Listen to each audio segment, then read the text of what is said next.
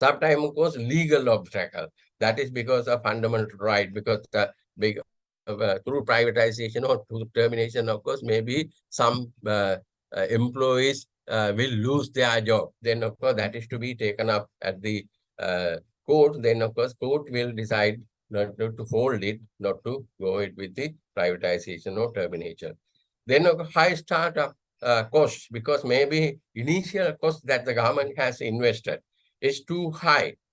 Therefore, that is to continue, because maybe sometime, of course, you could say that when you come to Colombo Harbor Port, terminal concern, because government has decided to privatize the terminal sometimes back, maybe not very long ago, maybe 2 or 3 years back, of course. Then there has been resistance saying that the Ports Authority has invested maybe to develop the terminal.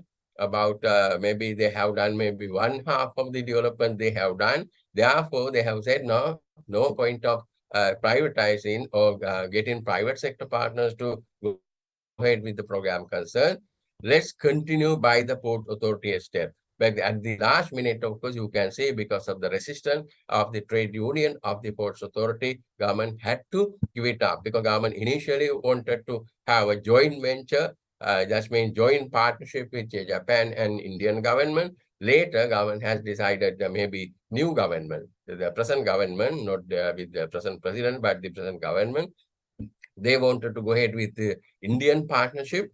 But at the last minute, they have agreed, government had agreed to have the constructions of the terminal by the Ports Authority itself. You can say that is because of the cost of the construction at the initial stage. Right.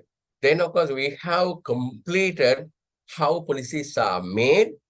That's the policy making process, policy making aspect. And also we have discussed in detail all the steps related to policy making. You can look at any policy, maybe taxation policy, import-export policy, social welfare policy, healthcare policy, whatever the policy. This is how, if you want to study, if you want to make a policy, this is how you have to do it. That's what you could say with regard to policy making. Then, of course, we have said at the outset, another branch of policy study. That's called policy making is one branch, and policy analysis is the other branch, two branch. This policy analysis is a special job that is to be undertaken by expert. Expert. I said that because that cannot be done by the ordinary people concerned, because you have to have certain skill, right? Then that is the case. If there is a problem, then of course it's up to the government, because government is the authority to make in policy decision concern. It's up to government to hire policy expert or team of expert concerned. Because in some countries, of course, they have different arrangement. I mentioned to that developed countries, of course, they have maybe they are hiring experts from the universities or think tank.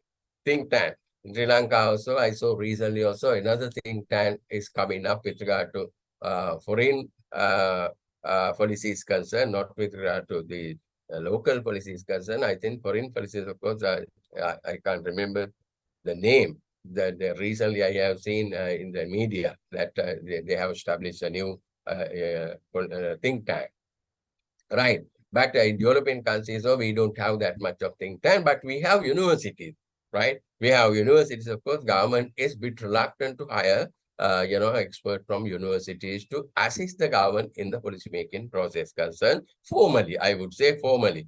Maybe informal connection must be there, because those who are, even in the case of universities, of when they are going to support particular political party, maybe after establishment of the government by that party, maybe those who have supported will join the administration concerned. That we could see from time to time, but that is not the formal way of getting expert input into policy making process. The policy analysis is basically to be undertaken by professional or the expert group, right? Expert group. Then of course I'm not going to have a kind of a elaborative discussion with regard to policy analysis is not that relevant, but it's important for you to have a good understanding about the policy making process, how policies are made. That was done.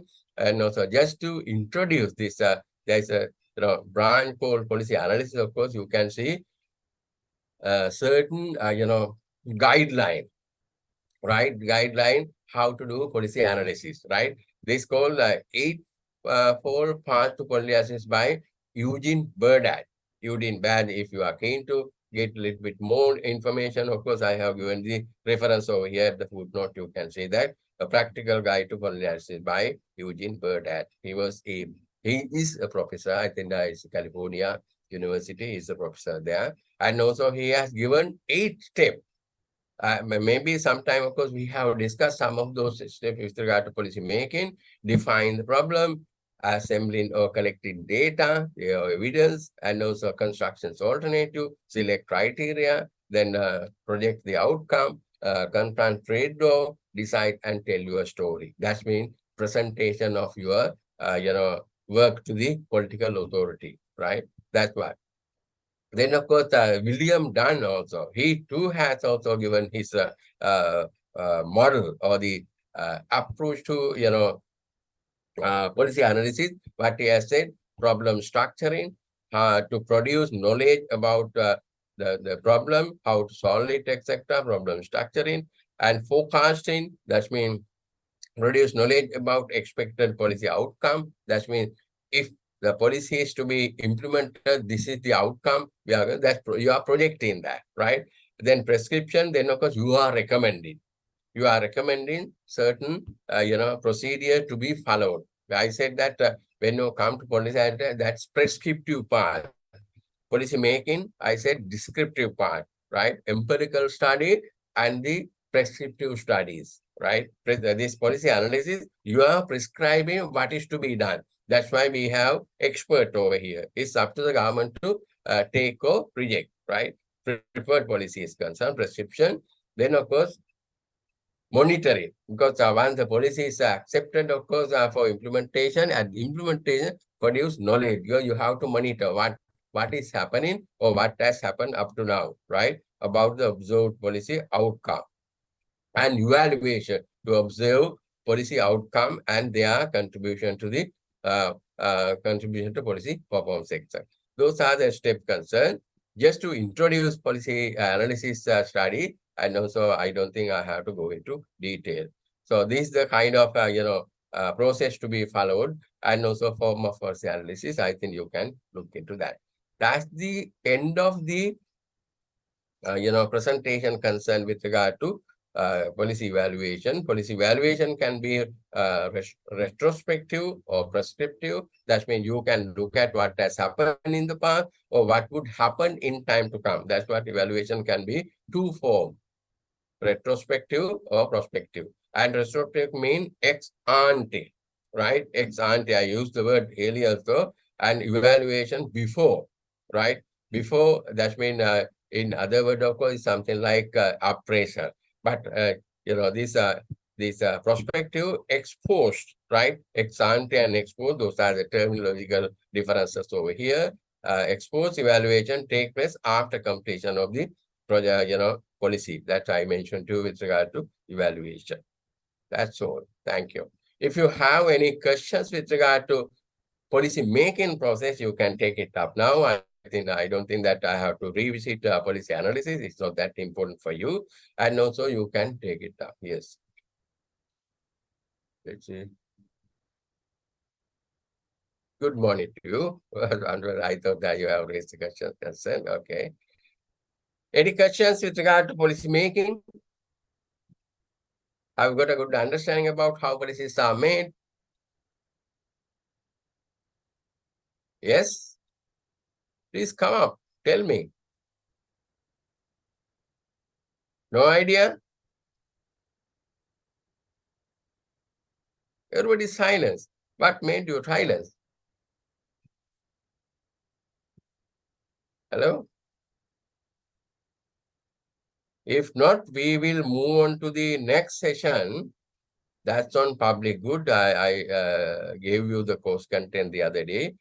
And also public good, that's of course another important area. Let's see, public good. Yeah.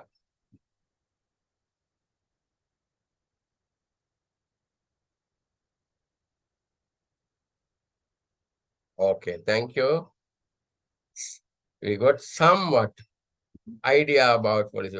But you have to have a better idea, but somewhat idea is okay. I don't think that maybe if you get some idea, that's fine, right? Okay.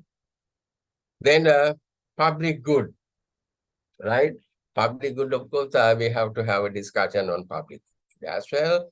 You can say that when you say public good, it includes public services as well, public goods and public services, because we are using the word public good, which connote both good and services concern, right? So that is to be kept in mind at the very outset. Otherwise, you will get somewhat confused, right? Then, of course, what we are going to cover in this presentation, the meaning of public good, and also we are going to look at private good as well, difference between public good and private good, and also characteristic of public good and private good, the categories of public good, demand for public good, and education. One area, one example we are going to look at, maybe when you come to public good, not only education, healthcare, social protection, and security. Then, of course, you can see different areas of public good. We are going to examine education as public good and its externalities. That means spillover effect, the benefit, positive or negative benefit. So these are the areas that we are going to cover in this presentation. Right. Then, of course, we have a mixed economy. I already know what it means, because maybe mixed economy, of course, you can see uh, goods are provided by the government and the market or the private sector, and mixed economy, people consume good provided, because in mixed economy, because in addition to mixed economy, the other forms of economics are also there. The mixed economy, since we have government is also providing, private sector, the firm or the market is also providing, right? So that's why we call it mixed economy. And government is to provide public good.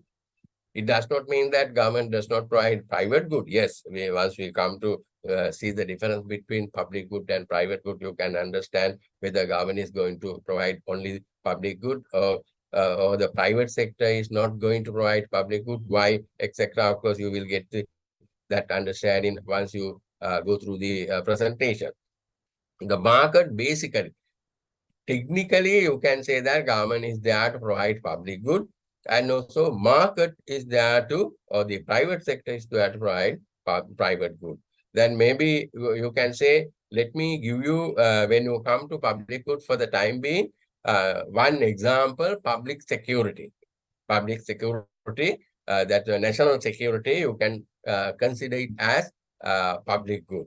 And also maybe private good, you can say whatever you consume, like, food, maybe other, item like television, telephone, etc. You can say books, whatever you have, then of course you can say private good. That should give you some understanding about, public good and private good. And also there are exceptions, right? Exception in the sense, good include tangible. Sometimes you can say, you can touch that, you can feel that, right? Good include. Then, of course, good include intangible, that's services, right? Services, of course, you can say certain services, of course, though you can't say that. When you say, for example, national security, you can't feel, you can, maybe you can't touch, you can see it natural, but it is there, right? Likewise, good include, when you say good, tangible and both intangible aspect of public or good concern.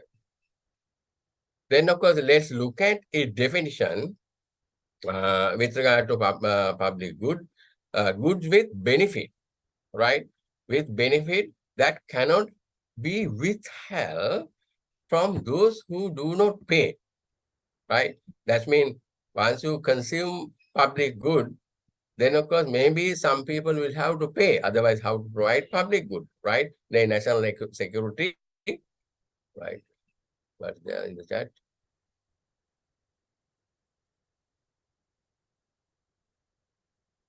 on the chat, could you please share this slide on the how can do that? That's been on the chat. How can I don't know how to share that. I can only thing I can do is to send it to the department because I wanted use LMS. I want to put on to LMS, but still I haven't got the username and password. If not, of course, I will send it to the department. Then, of course, they will upload to LMS.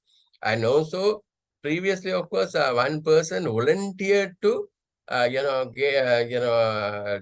the slide if I am going to send it to him, but I don't know whether he's still there. If that's the case, I can do it. Then of course, maybe you can then have it, get it from the maybe WhatsApp or whatever, right?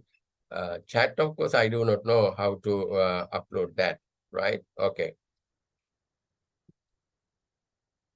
That's with regard to that. And also we were talking about the definition of public good, good with benefit that cannot be withheld from those who do not pay, because even in the case of provision of public good, somebody will have to meet the cost. That means cost is to be met by way of taxes.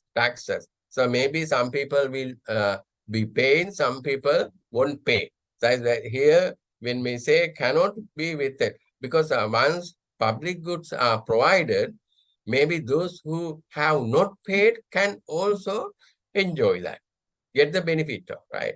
That one we go. Do not pay and are shared by a large number of consumers are public good. And you can see two aspects over here. Once public goods are provided, that can be consumed by many people. That's what large number of people, right? On the other hand, those who have paid as well as those who haven't paid can also enjoy the benefit.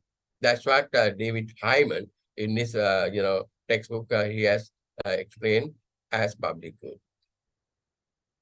Then of course there's another definition by Paul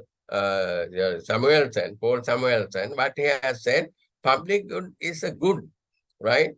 Good that once produced for some consumers can be consumed by additional consumers at no additional cost. That means marginal cost is zero, right?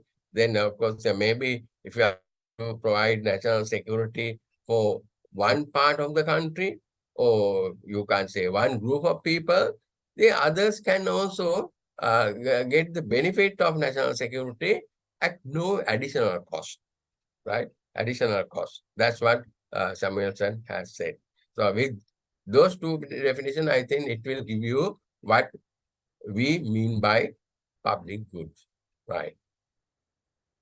Then, of course, public good production. When you come to certain differences between public good and private good, you can see production of public good and private good, the process will be same, right? There is no difference. But consumption is different, right? Production will be same, but the consumption is different, right? You could say that, right? Public good is commonly consumed, as the definition has said so, right? Commonly consumed by consumers and are not available in the market, as in the case of private good. You can say when you look at public good, right? Surely we are referring to pure public good. Once we go ahead with the presentation, of course, you can identify different categories of good. When you come to public good, that government is providing, right? Then, of course, you can say that such good are not available in the marketplace. You can't purchase that because on the one hand, there's no provision because you can't cost them, right? And then there is no cost, of course, you can't pay, right? Public good is commonly consumed by consumers and are not available in the market, as in the case of private good. And production of public good is basically financed by taxpayers' money, right? Taxpayers, because Otherwise, there is no way for the government to provide public security, maybe sometime public food. Also, you can, for that matter, of course, you can take it, maybe lighthouse, and also, like I said, certain public goods are to be provided by the government with taxpayers' money. Then, of course, how to differentiate or how to identify characteristic of public good, and also we have add social good as well. So because once you read the textbook, of course, you can see some scholars have used different uh, terminology. You can say public good or social good, right? Anyway, you can say that because two main characteristic of public good, two main characteristics: non-excludability and non-rivalry and non-excludability. Two important and also main aspect, or the characteristic for you to differentiate public good from private good. When you say non-excludability, you can say that benefit of public good cannot be confined to those who pay. That's what we say, we saw in the definition as well. Benefit of public good cannot be confined or limited to those who pay for it, right? That means those who don't pay can enjoy the benefit of public good. And non-payers can enjoy benefit at no cost, right? They are happy because they don't pay, but they are enjoy. And they are called free riders, because they don't pay, but they are enjoying, right? Like, some tax avoiders, of course, they are, in that case, they are free riders, right? Free rider. They are not paying, but they are enjoying the benefit, right? That's what we call non-excludability. And the second, main characteristic, you could say, non-rivalry in consumption. That means once you consume, you can jointly consume, right? Jointness, right? The marginal cost of supplying public good, I said, to one extra consumer is zero. That marginal cost is zero. Therefore, many people can consume together, right? Because they are together, not like private good. I mean, once you see the difference between public good and private good, you can understand it better, right? Then when two main characteristics, when public good is supplied to one person, it is available to others. That's what we have stress. Then consumption of a private good, public good by one person does not reduce its availability to others, right? There is no reduction, right? Because once public good is provided, many people can consume, even non-payers can consume, because once you consume, and so there is no reduction, even others can also consume. And we all consume the same amount, another important characteristic, because you can say that you are paid more, maybe by way of taxes, you are paid bigger amount, higher amount. It does not mean that you can consume more. You are also consuming same amount. For example, national security, lighthouse, etc. Right? Lighthouse, etc. When we look at the private good,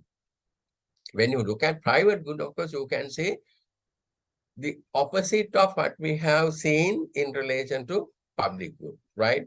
Excludability. That means you can exclude some people, consumers of private good could be excluded if they are not willing to pay or able to pay, because private good, that you already know that. I don't think that I have to elaborate in detail, because if you are not going to pay, you can't consume. So that's not like public good, right?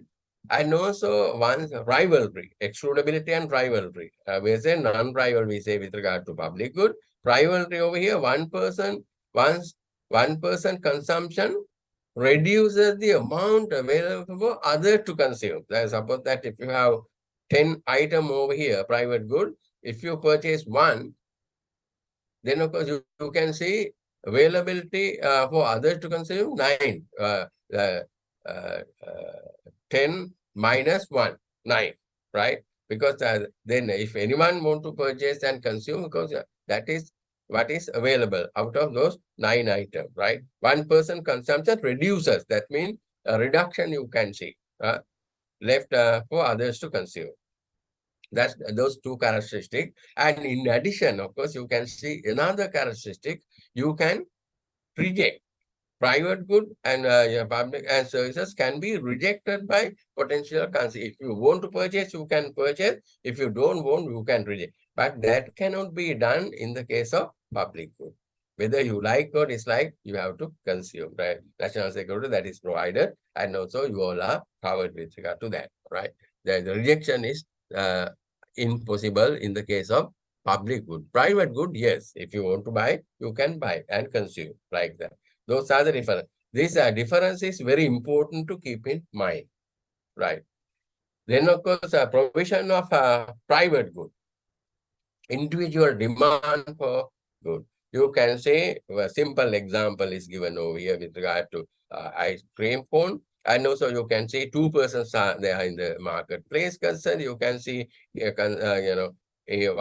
one person A and the other person B. And also you can see price of ice cream cone. You can see on your horizontal axis, you can see quantity of ice cream cone. And also you can see how many ice cream cone you want to purchase. In the case of A, of course, then of course maybe the price is 25 rupees. Then if that's the case, he will purchase two, right? Then of course, if you look at B, of course, you can say at the same price, of course, he will buy only one, right? Then of course, how to calculate the total demand, right, for ice cream, right? That's what you can see that as a simple diagram. It's not that difficult for you to understand. You can see at the same price, 25 rupees a cone, of course, you can see both A and B will purchase only three. That is where you can see this what equilibrium over here at the point of E, right? At 3. That means uh, horizontal, addition. You can say you can add horizontally number of, quantity of phone that the people want to purchase, right? That's in the case of a private good, right? And also social marginal cost and social marginal cost over here you can see, and also social marginal benefit. That's where you can see equilibrium, right? Equilibrium. The cost of those two-person concern, you can see they will purchase the total demand for this private good, you could see at, at the point of E, equilibrium point. So when you come to, right, I think that's the example elaboration of the example. I don't think I have to go through it again. Okay, let's see. It is assumed that two persons, Tom, T, and Peter, P, they are in the market, and also their total demand for ice cream cone is different. That's mean two for Thomas and also Tom, and also Peter for one, and also total one horizontal is minimum. That's what I said. And market supply curve represent the marginal cost of production of ice cream cone, and equilibrium point. Social marginal benefit equals social marginal cost, right? That's what I have said. Then of course, provision of public good. Then of course you can see each person in the figure below. I will show you the figure, and also is forced to a common quantity of public good, right? Not like private good. They are willing to pay different prices. That depends on their capacity to pay, right? Different prices for the common quantity, right? Quantity is to be provided commonly, and the amount of uh, cost to be shared may be at different level, right? To arrive at market demand, right? You have to, the example is with regard to missile, right? Maybe we don't have missile, maybe security equipment. We add vertically, but not like private good. Of course, we have seen, we have added horizontally. Here, of course, you can say vertically, adding the prices of each individual is willing to pay, right? The optimal level of production is the intersection of the supply and demand, right? You can see over here, right? You can see again the two person A and B, and also with the amount that the A is willing to pay, you can see, $1 for 5 missile, right? He would like to contribute maybe by way of taxes, you can $1. And also if you look at B, he is willing to pay because of his capacity, he will willing to pay $2. So if you look at the total demand for public good, you can see the total demand you can revert like the DIN, vertical addition you can see over here, because here of course you can see earlier we have seen that $1 over here in the diagram A and $2 in diagram B. Then of course you can see a vertical addition $3 to provide 5 missiles, right? That is how you have to look at the total demand. Total demand. That's pretty key. I think it's not a very simple diagram, a very simple way to understand the supply of public good and private good. Then categories of public good or good in general, categories of good and services. I have included both. Then pure private good. That's what you could purchase in the marketplace, right? Pure public. Then price excludable public good. The price excludable, because if you're in certain areas of the provision of public good, you have obtain, right? In such case, of course, it's also called public good, but you have to meet a condition to enjoy public good. That means there's a price attached to that. And also congestible public good. The another category. That means the public good is provided, but up to certain limit. If you are going to pass that limit, then of course cost will not be same. Cost will begin to increase, right? That can also be explained to you later. Then pure public good like national security or social, it is also called social good, right? Right. There are 4 categories of over here. You can see, of course, you can see this particular as a continuum. On the one end, of course, you can see pure private good. On the other end, you can see pure public. In between, you can see price excludable public good and congestible public good. That's for the further explanation. Then, of course, the classification, how to provide, right? How to provide this, and how to look at this characteristic of these different categories of good, right? Then, of course, you can see, if you look at this, diagram, of course, you can get to know about that club good or local public good, congestible good, we can call it congestible good, and also public good, the pure public good or social good, you can see on right top corner.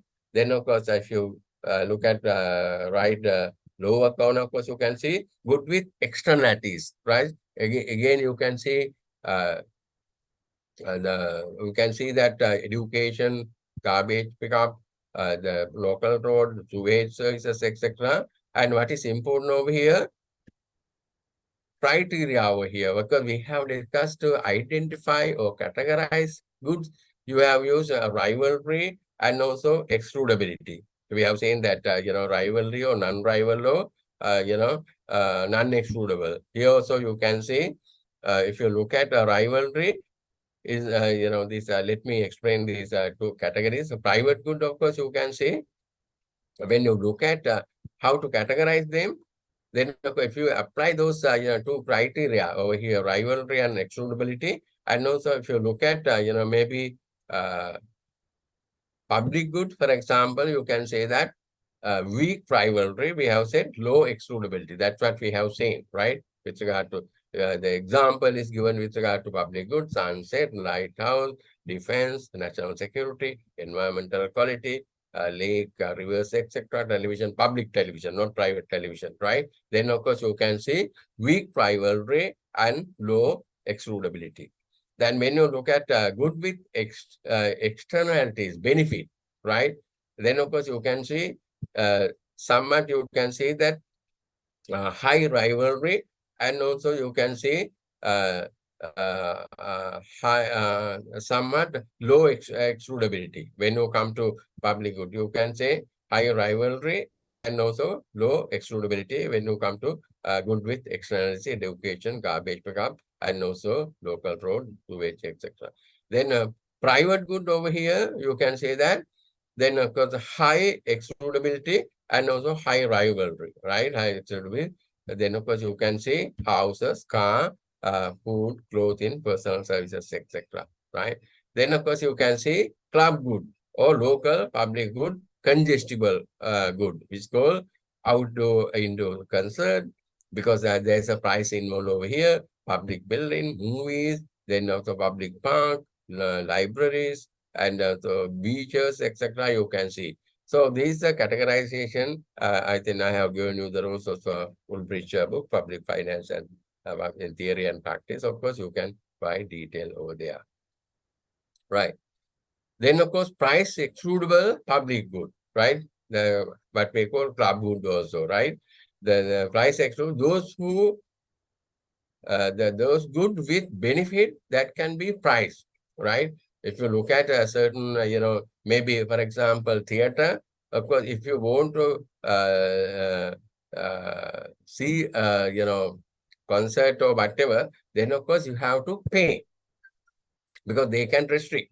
You have to purchase the ticket and also you have to enter, right? So that's what we call price.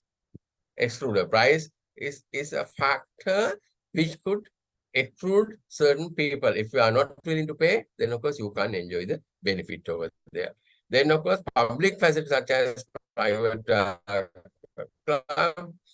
private school, then the private and hospital, etc. You can say price excludable good, right? You can say that because the price is the constraint, right, over here for you to enjoy it. Otherwise, it will become a public good, right? Price excludable. Still, the services could be public, right? And also, then collective agreement, membership right, fees, to ration the facility to avoid the effect of congestion, right? Because this if you don't have this kind of control over there, then of course you can see many people coming. If that is free of charge, then of course many people come. Then of course you will not be able to manage the facility concern, right? You can see that, right?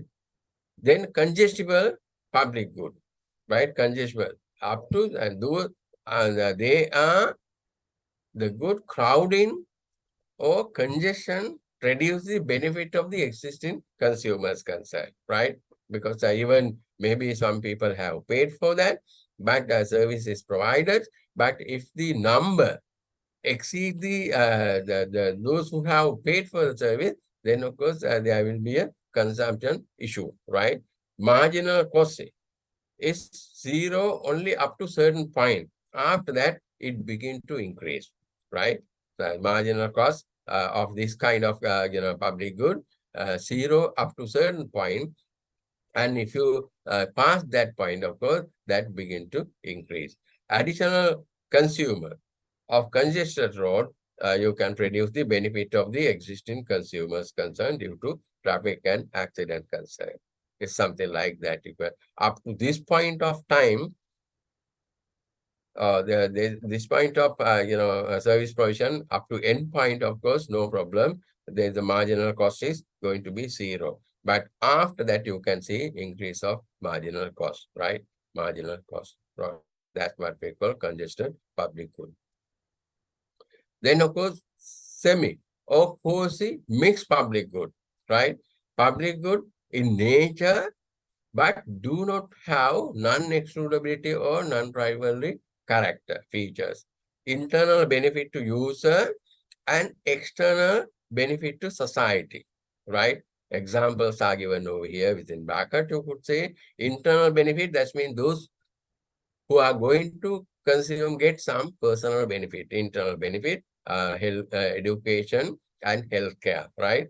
And also If that is the case, of course, sometime, of course, government will decide to provide such goods and services concerned, education and healthcare. That's the example. If you look at Sri Lanka, here's a good example. Government, and also sometimes government is going to subsidize, right? Maybe provision is done by the private sector, but maybe private sector hospital, private sector education institution, you can see government is going to subsidize. Maybe vaccine against infectious diseases, motorways, highways, museum, park, school, etc. belong to this category of semi-public good. Then you can see provision of such good, right? Because, certain concession or certain facilities that government is going to give. You can see internal and external benefit of public good. You can see in this diagram, of course, you can see. And also, if you look at the diagram, of course, you can see provision of this good. And also you can see price on the vertical axis, and also the quantity of provision of good in the horizontal axis. You can see that. Then you can see point C and F. You can see DP, market demand for private good. DP, you can see that private good over here. And also, if this is the case, of course, this is the demand. And also DX, additional demand for extra benefit, right? That means DX, this means additional demand over here, DX, additional demand. And also DS, total demand over here, top line, you can see demand, line. And also you can see, and also OQP over here, or QP, you can see that, and OQP, then you can see OQP, OQP over here, you can see equilibrium in the private market, right? There's a private market demand. Then also OQS, you could say optimum output. OQS is output. This because of the subsidies provided by the concession provided by the government. If that is the case, of course, you can see RT, government subsidy, right? Maybe education or healthcare. Then, of course, RT. That means this from R to T, of course, you can see government subsidy. Then OR, of course, that's a cost. That's a consumer payment. That means private sector, of course, if you are going to enjoy the benefit of the consumption, of course, you have to pay this amount. And the balance is to be paid. RT is to be paid by the government, right? Government, that's government subsidy. And also you can see RTCF. RTCF is the amount that the government subsidy, right? That the government is going to pay. That is why then when you look at healthcare or education, of course, you can see because of the benefit to society. Benefit to society. That's why there's the reason for having this government subsidy. Then pure public good, right? We have said that the 4 categories. Out of that, of course, we can say pure public good, also called social good, right? National defense, lighthouse, urban park, etc. You can see that is to be maintained with taxpayers' money. And also you have merit good, because 2 categories, subcategories of pure public good, social good, and also merit good. Merit good because of the benefit to people concerned, right? You can say merit good, public good provided by the state irrespective of demand of society. Compulsory education to promote literacy. Maybe sometime healthcare facilities, of course. Maybe vaccination. Whether there is a demand or not, the government has decided to, eradicate certain diseases, contagious diseases. In that case, so government will carry out vaccination program, right? They are called merit good, right? Promote literacy or the prevention of diseases concerned, you can see. Then also in addition, right? In addition, of course, you can see another, another category called global good, right? International security, clean air, etc. That is Joseph Stiglitz. In his book, he has added this global good because no one country can, provide such good. When you come to international security, However, the powerful country is concerned, that country cannot provide international security.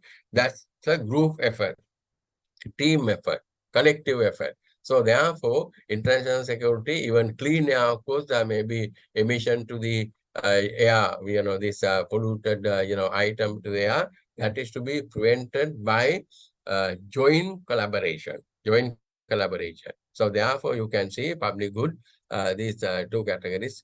In addition, you find new category called global good. Once you look at, I think, all textbook, of course, you don't find gold book. If you read, this job subsidy, the latest publication of welfare in economics, the book he has published, public sector welfare economics, he find.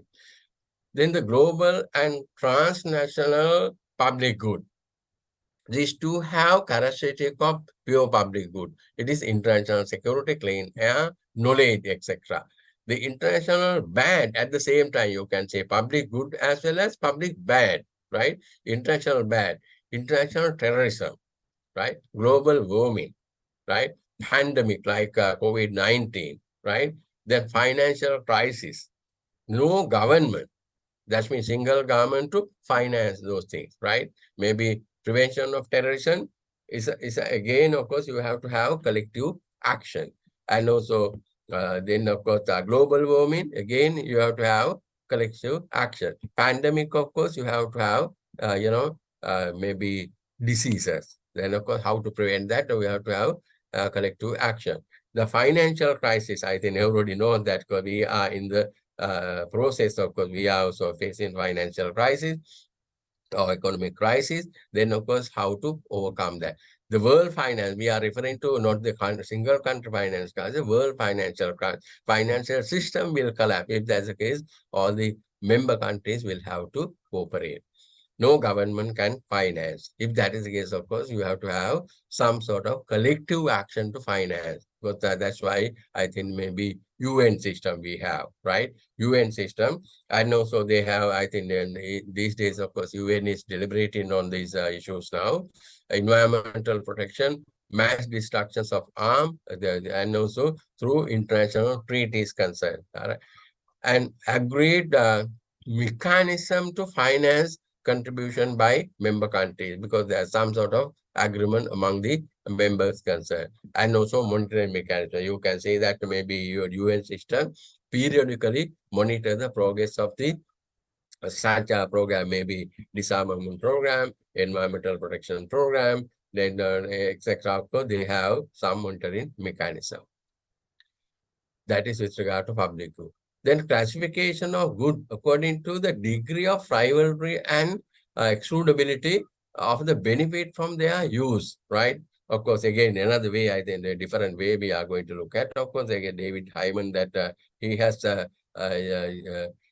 analyzed in this way as well, right? You can say, again, of course, we are using this excludability and rivalry criteria, you can say that, and horizontal, you can say that rivalry criterion, and also excludability, of course, you can say that criterion on the vertical axis, you can say.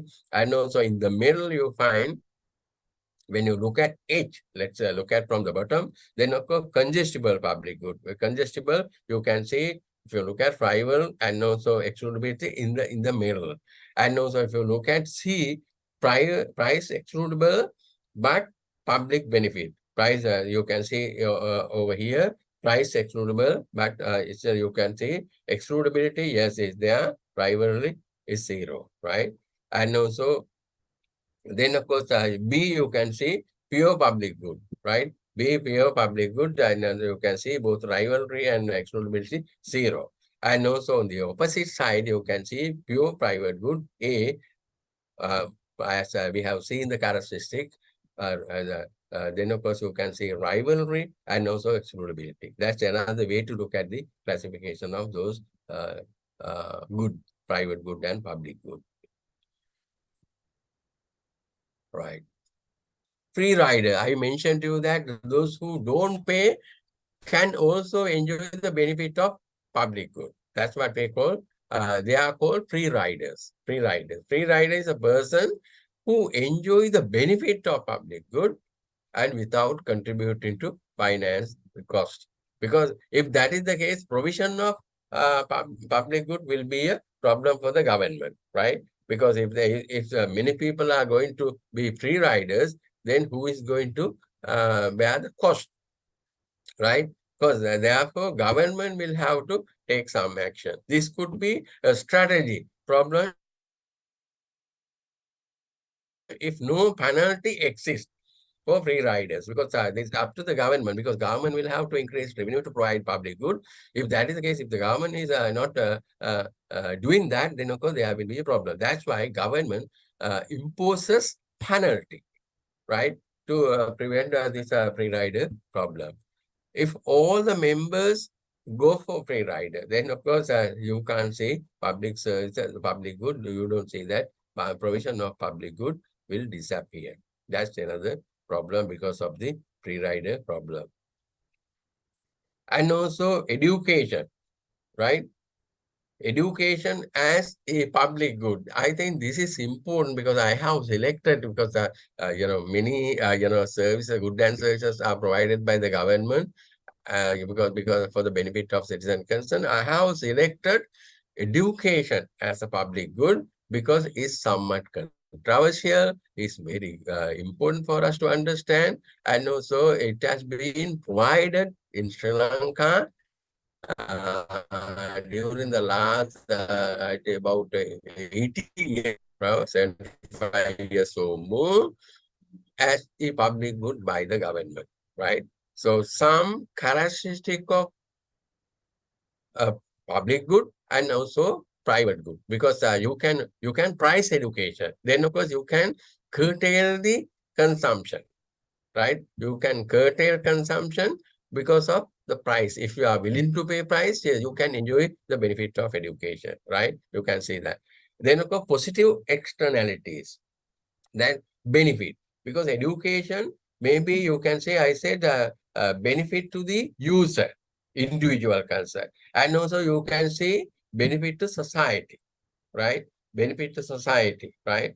That's why, because maybe government, especially in developing countries, government are providing public good education as public good because a benefit to society, right? Benefit to society, right?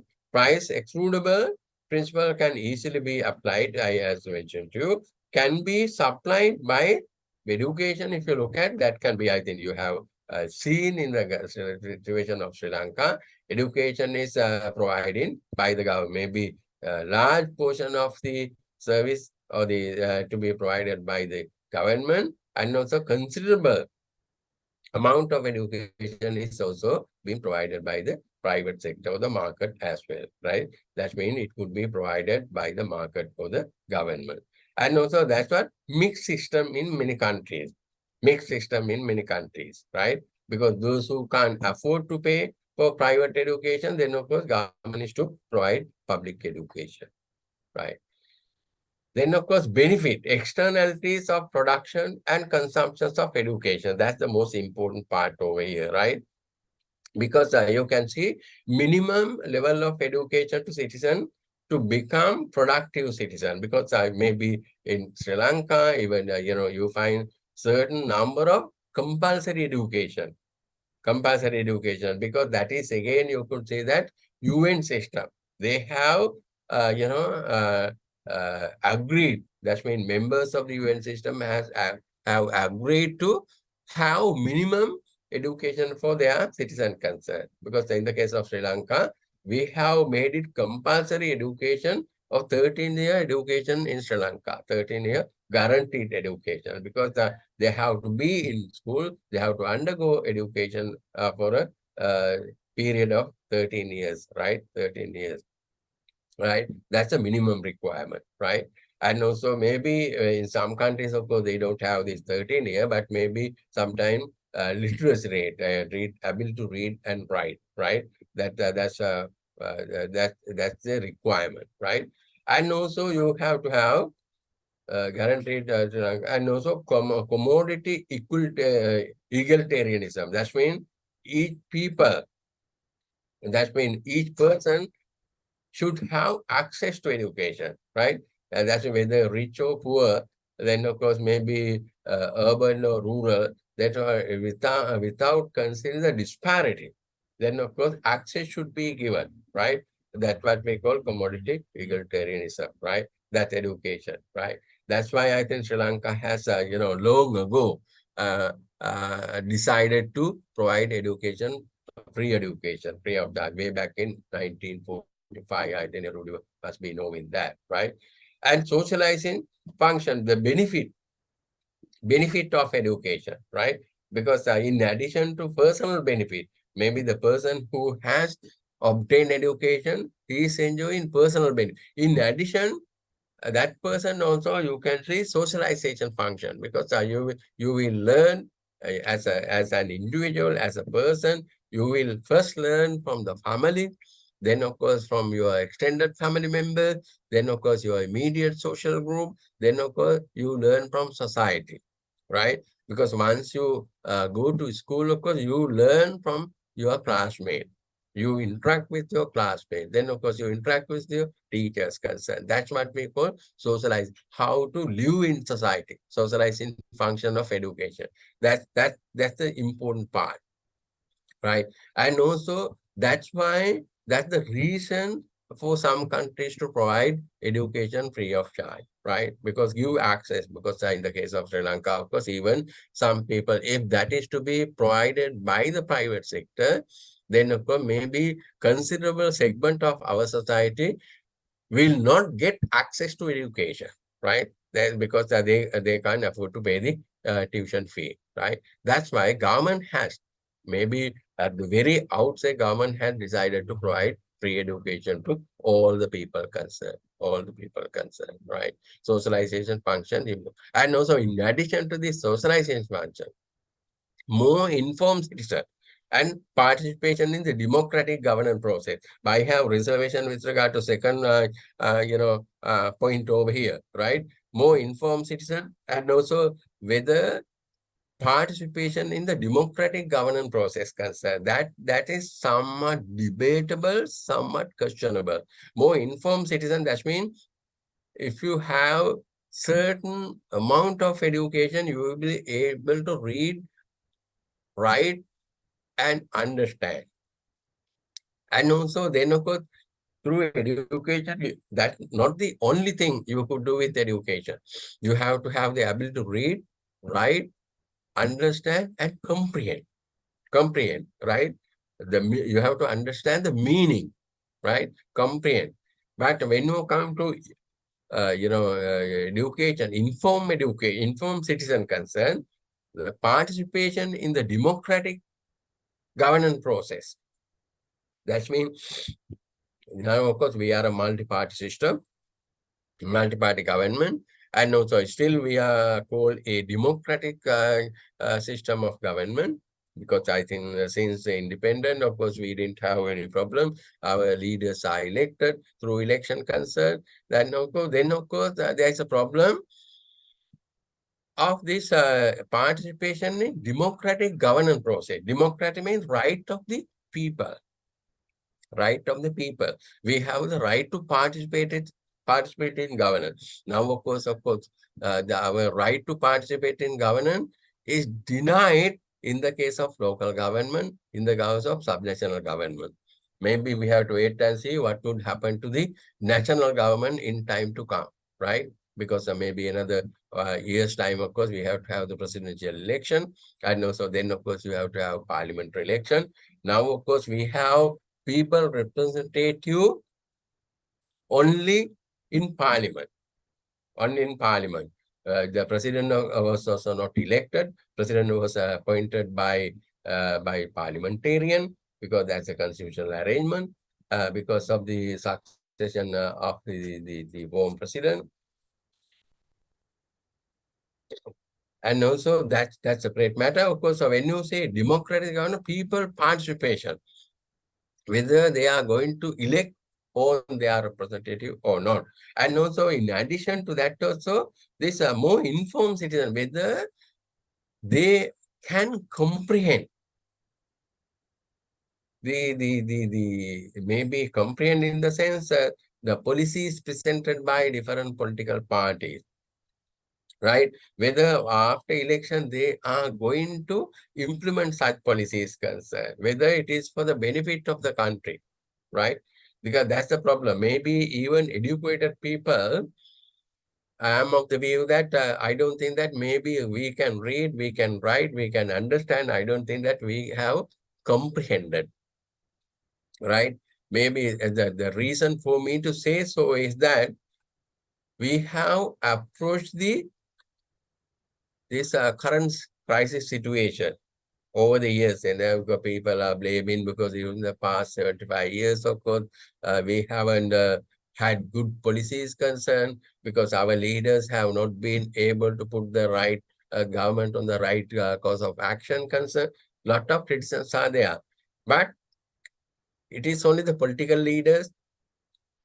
It is only the political leaders. How about the citizen? How about the bureaucracy? How about the other, civil society organizations? What they have been doing during the past 75 years. But I don't find fault with the entire period of 75 years. Maybe sometime after 1977, you can identify because maybe change in scenario, you can say from time to time. You can't say that maybe at the very beginning, of course, we didn't have that problem. Up to, I think, we have figures over there. Maybe in time to come, you can get to know about the figures of the economic situation up to 1977 and after, right? Then, of course, you can argue that when you look at the borrowing, I think we have borrowed. Any government of the world, they used to borrow from foreign government, foreign agencies concerned, or internally and external borrowing. Up to 1977, of course, we didn't have a big problem, right? We wanted to borrow to undertake some development program like colonization program, irrigation scheme, etc., to put up certain, institution to provide better service to citizen concern. Of course, we have borrowed from international agencies. Okay. After 1977, of course, situation has completely changed. Of that period, of course, there are certain sub-periods in which we have borrowed heavily, not from the international, not only from the international lending agencies, and also from the international market, right? I know that has led to some problem, and then now we are facing. So then, of course, those who have been there, maybe during that period, maybe the maybe civil society people, of course, maybe they haven't diagnosed this problem. Maybe government, I don't know, government, that's mean politicians and the bureaucrat, that policy, and of course, you know that when you come to, we said that policy making, that's a political authority, and policy implementation by the bureaucracy, and also maybe civil society, citizen concern, how they diagnose the problem that we are heading for, right? Maybe after, because there are certain period during which we have borrowed heavily, especially after 2005. 2005.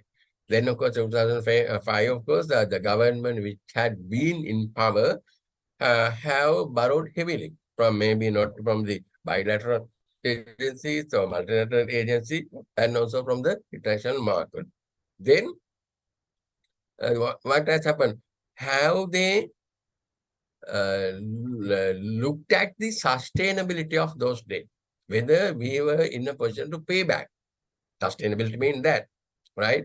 If we were borrowing heavily, then of course you must be knowing that one fine day, maybe politicians, of course, they are supposed to be there for a term, maybe 5 years or 6 years at that time.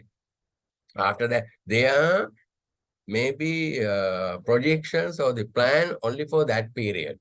Then of course the problem after that, they are not accountable, right? That is what has happened, right? Then, of course, they wanted to borrow and spend that money, not the intention they had in mind at that time to pay back, but to enjoy, right? They could say that during that period, we have done this, that, and everything. So we have done that. But once you are going to invest that money, borrowed money, especially foreign borrowing, whether you have invested in such a way to generate income to pay back the loan. That's the issue now here. Because that is not only the I think even the bureau, the politician, of course, their interest is quite different, right? We will discuss that later, right? Their interest is to stay in power or and then some other come to power. That's why even bureaucrat, maybe the Ministry of Finance people, central bank people. I don't know. Some of you are working for the central bank because there is separate agencies under those. Maybe in the Ministry of Finance, you have external, affairs department, right? You have because they are the people who are dealing with borrowing institution concern. Then there's the management department in the central bank concern. What they have been doing in the past. So how they caution the government once they pass the limit of 75% of our debt against the GDP, how they caution the government? Don't go beyond that limit, right? How they made it public? We were not aware that public authority has given any signal to say that we are in the wrong direction because there's some red signal to say that don't go beyond that limit and we will be inviting crisis situation, etc. We haven't done that, right? This is a gradual process. We have been approaching the disaster gradually, not an immediate thing, right? Immediate thing. You can say once you look at the statistic, you can justify that. You can ferret the central bank statistics, and you will get to know that, right? It didn't happen overnight. It didn't happen overnight. Maybe because of the other intervening factor like COVID-19 and the what we call this April 21 incident, right? That has expedited the issue. That has expedited the issue. Not that that was the main reason for the issue concern. They are also contributory factors. But of course, once we are going investment decision, policy decision, that's why we had a session on public policy, right? Investment decision. How we have what factors we have taken into consideration, right? Then, of course, that's up to the bureaucracy, basically bureaucracy, and also even lending agencies. Lending agencies. Nowadays, of course, I have noticed that President was talking to the UN Assembly saying that these member countries which are in financial crisis should be supported by the international community. That's good. But I think member countries will have to look into as to why these some countries have got into this problem, right? There should be a mechanism to monitor that. Even we have the IMF to assist the countries which are in the balance of payment issues, and also rather than waiting for the issues to come up, it's up to because the IMF is monitoring the situation of the member countries concerned. They have to, I think, advise in advance, saying that if you are going to continue, this way of spending your borrowed money, you will be in trouble. I think it's up to them because I think IMF office has been there in Sri Lanka for several years concerned, right? Because it's up to them what they have been doing. They are just, I think, representing their bank. That's a different IMF, the International Monetary Fund. In addition, of course, they have to, I think, advise the government, you are on the wrong course of action. Please take some precautionary action. Because they have been, if that is the case, of course, they are collecting data and also they know where to invest government borrowed money, etc. Then, of course, they have, I think, advise the government, you are on the wrong path. Don't do that. But I don't think that that was done, right? Even because they are not directly responsible, they are only a supporting factor. And also bureaucracy, right? Bureaucracy, those who are high level people, those who have been working, maybe the central bank and the Ministry of Finance, external resources, etc. What they have been doing, right? They have been, maybe only you can, it's not an, it's not something like, the sudden financial crisis.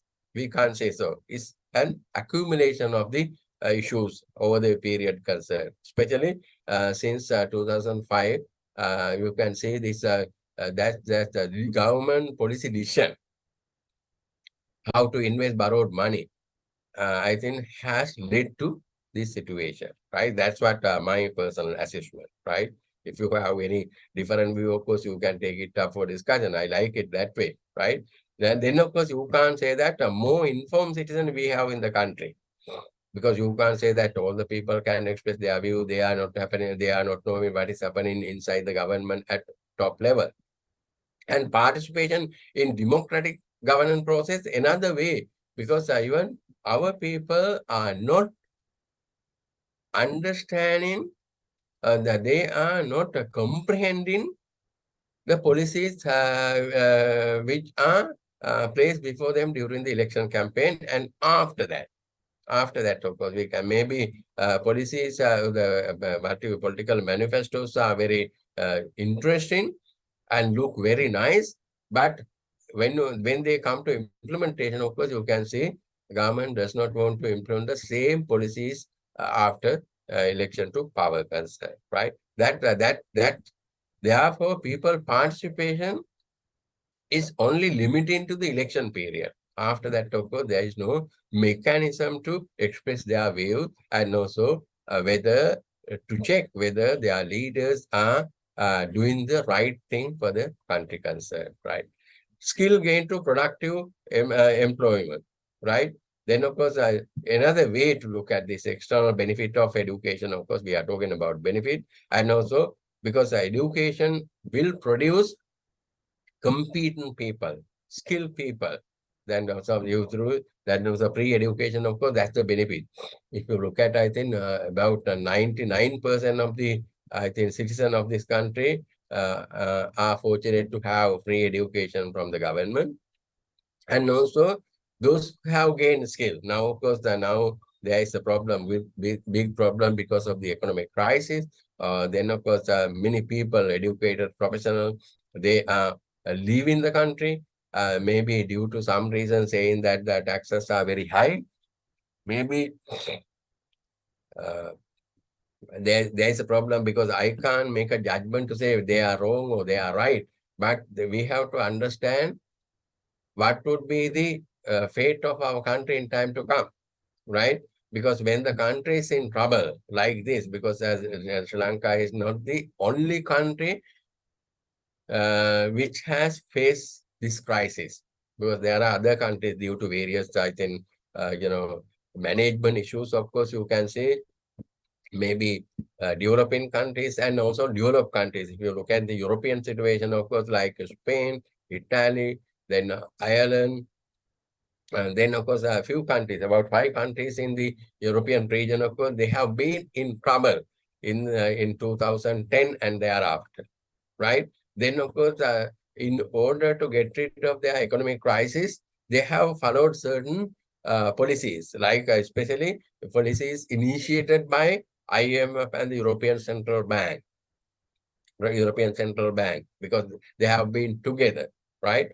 If that is the case, of course, you can see that, when you look at taxation, right? That's the problem we have for the time being. Taxation, maybe they have imposed heavy taxes because IMF and the European Central Bank, they have advised the affected countries like Italy, Spain, etc. Okay, uh, heavy taxes, about up to 40% of their income, right? Then you can imagine, because we haven't, I think maybe ours is about 36%, the highest income group, right? 40%. And also austerity measures, cut down certain services, right? Cut down certain services, right? And also reduction of employment, right? Likewise, if you want, of course, I have a book I think with regard to this, what has happened in Europe.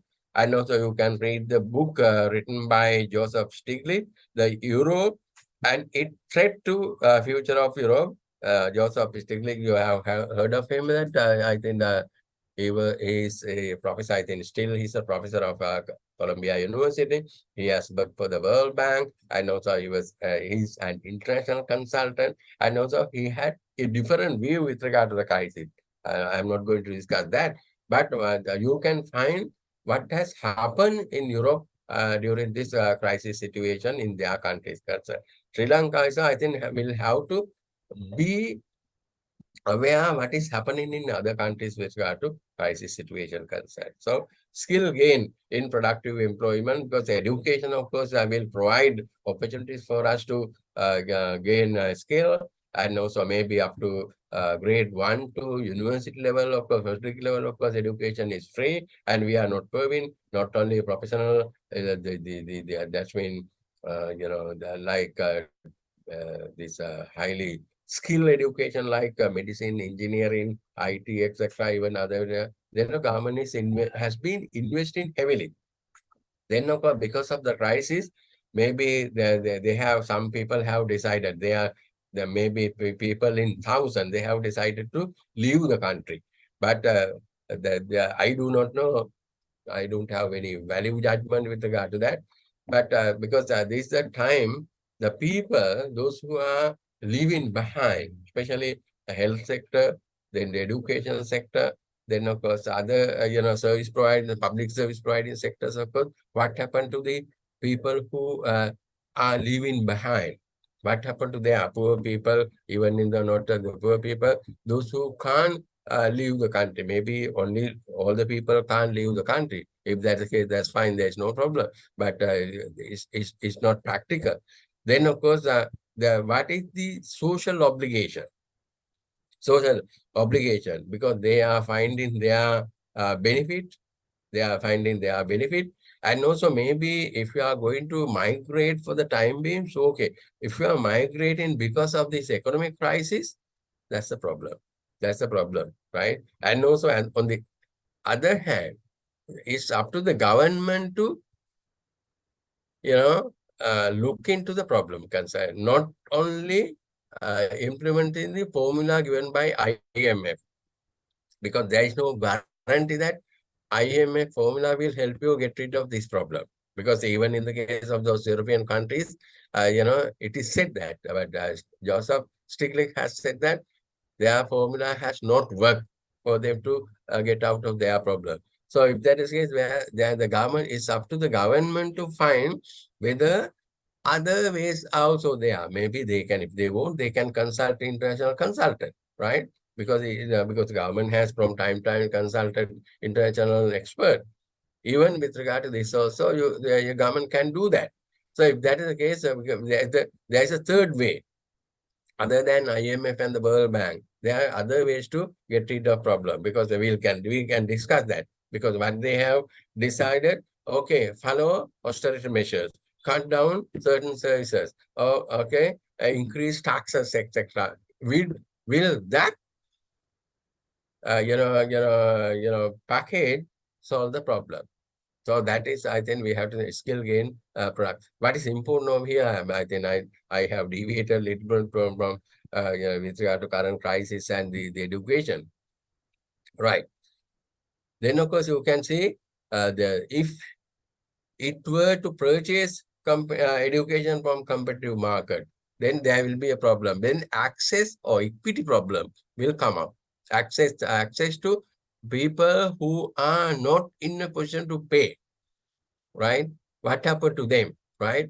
Maybe only limited number of people, that means rich people, affordable people, can have access to education. Then what would be the outcome? Brilliant people, brilliant mind. Some students, they are very highly brilliant, but if they are not going to have access to education, free education, then what would be their fate, right? Then, of course, I think many of us are the uh, production of free education, right? Free education. Then, of course, such brilliant mind, then, of course, they have to, that means we are preventing their opportunity. That means they are going to deprive, right? Because of that. then that is why government, society is going to lose their future contribution. Because if that is the case, of course, you know that some, I think, maybe expert in healthcare, engineering, science field, etc., you find in other field as well, you find if that is the case, we are going to lose them. Then, of course, their contribution to society is going to lose, right? That's why government, that's the justification for the government to provide free education or access to free education in society. Because many people are poor, they can't afford to have high education, especially if the payment is involved. Then, of course, that's the reason, right? That's the idea behind free education, compulsory education. Compulsory education, of course, again, of course, give that not only to read and write, and also ability to understand and comprehend, right? And also that understanding also must be there. No government could guarantee that all children in society receive equal amount of education, right?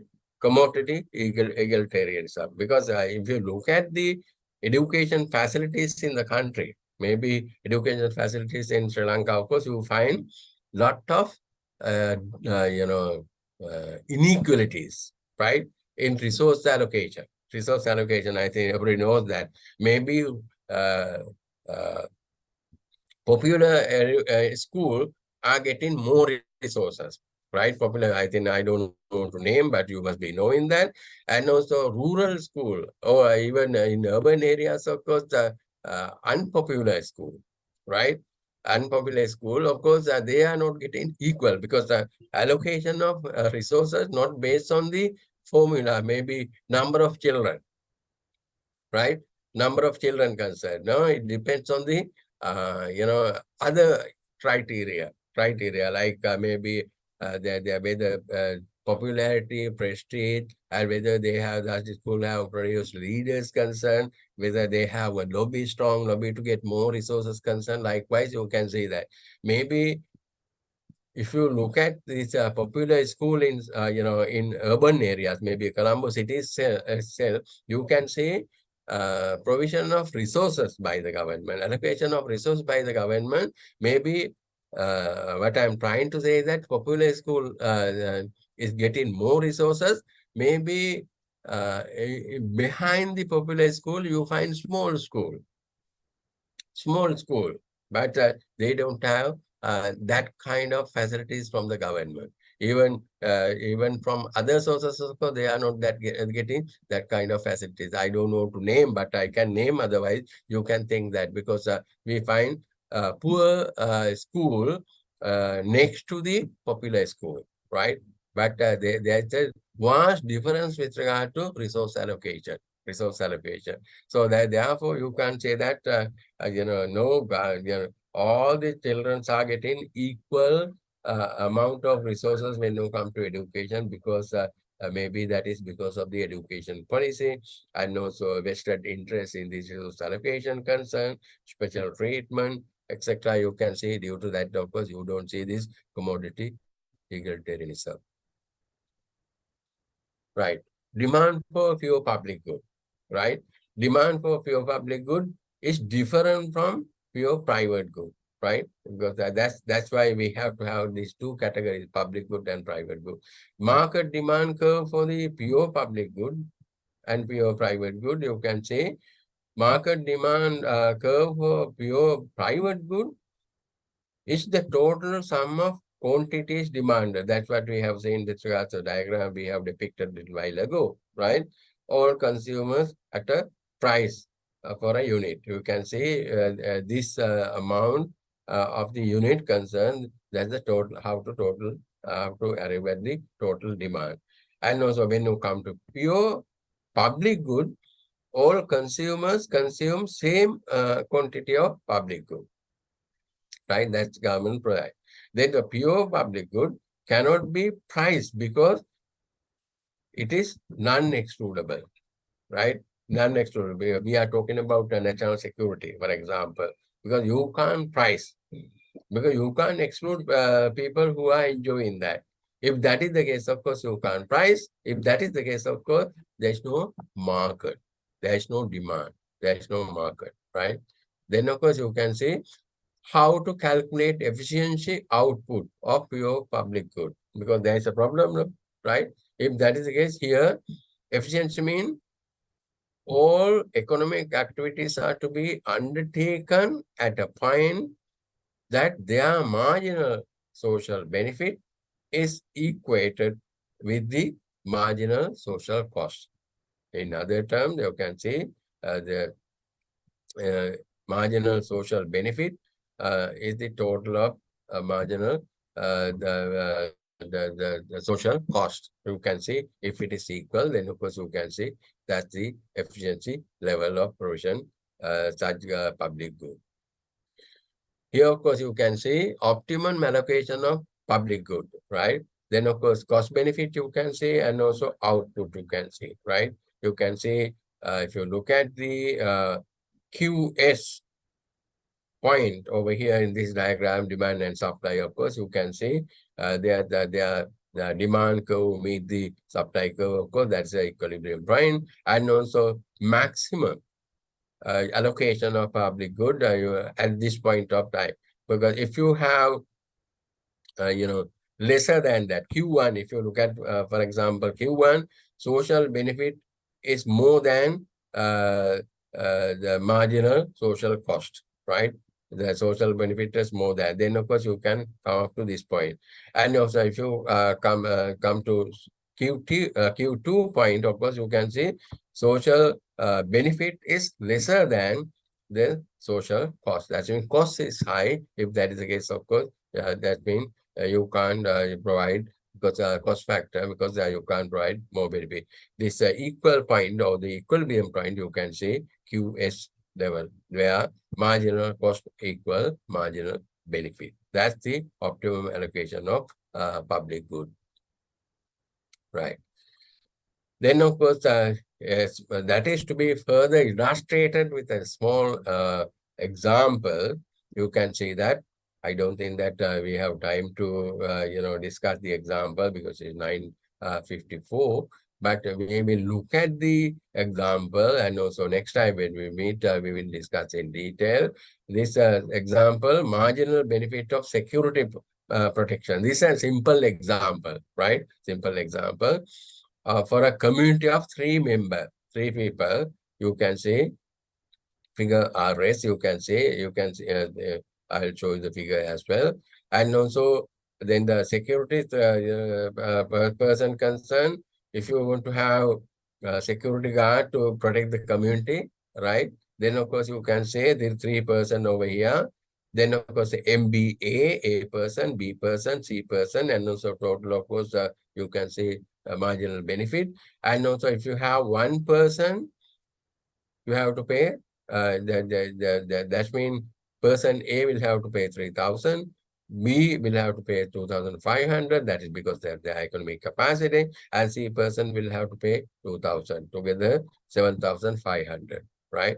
Then if you are going to have 2 person concerned, then of course, if that's the case, A person will have to pay 2,500, willing to pay, right? And also B person willing to pay 2,000 and C person willing to pay 1,500. If you are going to have 3 person, you can say A will be paying 2,000 and B 1,500, C 1,000, together 4,500. And also if you have going to have four, the member for security per week, of course, about you can say member security per person, A 1,500, C B 1,000, and C 500, and also together 5,000. Then of course, what is to be done? Right. Suppose that the weekly cost per security guard for a 3-member community is rupees 4,500, right? 4,500. Then what would be the efficient number of security guard for this community? That's the issue over here. So once you have the diagram, of course, you can show it like this, right? Then of course you can have, right?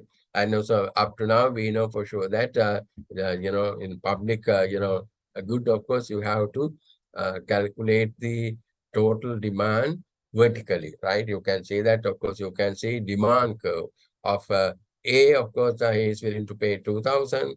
Then, of course, B, of course, you can say 1,500. And also, in the case of 3%, you can say, and also the C, of course, he is willing to pay 1,000 rupees. If that is the case, of course, you can say the total, right? That is the uh, uh, total of these A, B, and C, how much they are willing to pay. Then, of course, you can see the vertical addition, of course, come up to 4,500. It's a simple example, right? That's what we have seen over here, right? Then you can say cost sharing and voluntary contribution. Because when you come to cost sharing, no one member of the community can afford to have security protection if the cost of security guard per week is 5,000, because no one is willing to pay 4,500. You can see that, of course, maybe 2,000, 1,500 and 1,000. Because if you want to have security, then of course with the payment of 4,500 for 3 grand, then of course you have to have some arrangement for sharing, right? Hence, there should be a method for cost sharing and also for the community protection. That's what we call public good, right? And voluntary contribution for public good will not work, but maybe small community, small, like your gated community, etc. Of course, you can have this. But for a country, for a large country, large community, you can't have this arrangement. It will not work. Then, of course, there will be problem of these free rider issues, etc. You can see that, right? Then, of course, citizens resort to government provision because of that, because maybe you can't make individual arrangement, community arrangement. Instead, it's better to have government arrangement for security. Provide such citizens are required to pay taxes. Instead of voluntary contribution, you have to pay taxes. Government will prescribe this is what you have to pay. That is to cover the cost. Voluntary contribution will not work.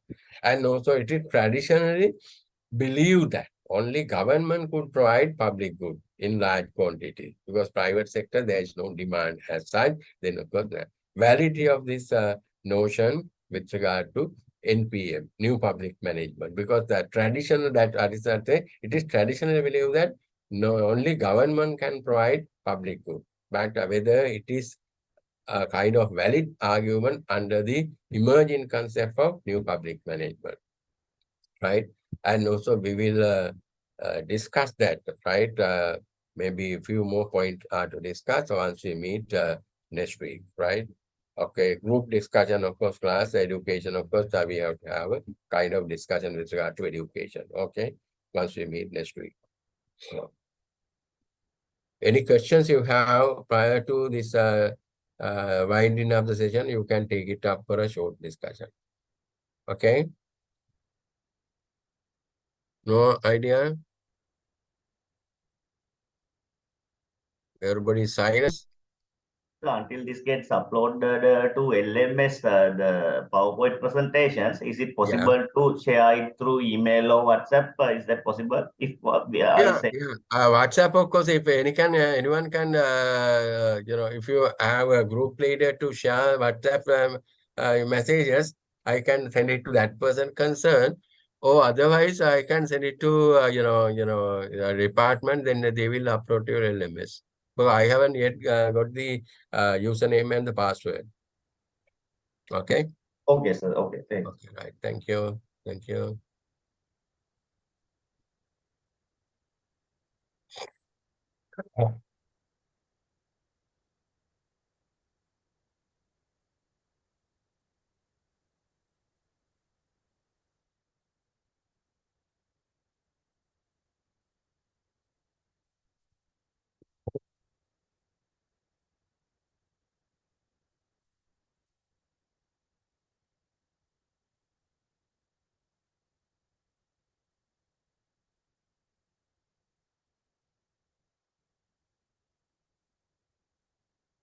Thank you, sir. Thank you. You are welcome.